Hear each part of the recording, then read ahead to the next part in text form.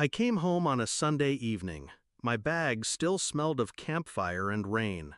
When I opened the door to my room, it wasn't my room anymore. The bed was gone.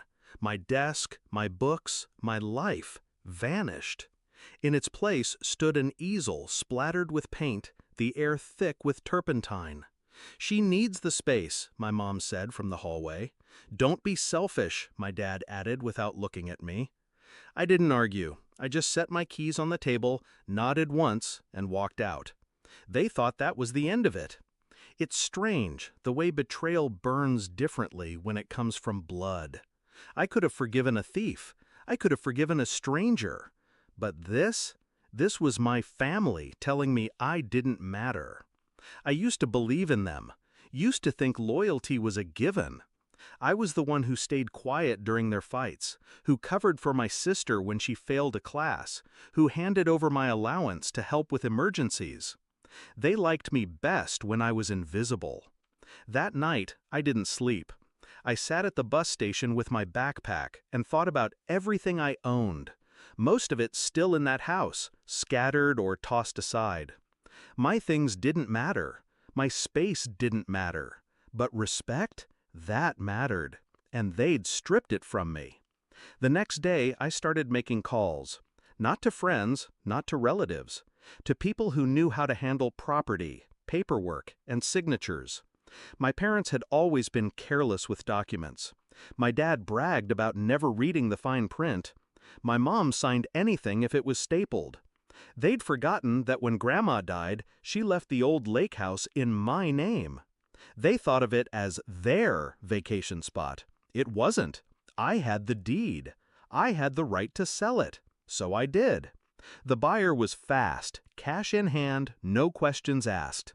By Friday, the house was gone. Not physically, but legally. My parents found out when they drove up there for the weekend and were met by a locked gate and a very confused new owner. They called me. I let it ring. Then they texted, "What did you do?" I replied with 3 words. I needed space. They came back furious. My mom's voice was shaking, more from disbelief than anger. That was our family property. "No," I said, "it was mine. You should have read the will." They threatened to sue. I told them to go ahead. They did. Court was quiet, almost boring.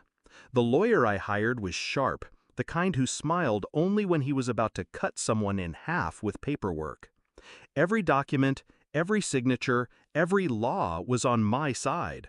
My parents sat there realizing they weren't just losing a house. They were losing the comfort of thinking I was powerless.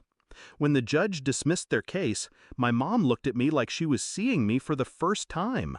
My dad didn't look at all. My sister fiddled with her phone, pretending she didn't notice the tension crushing the room.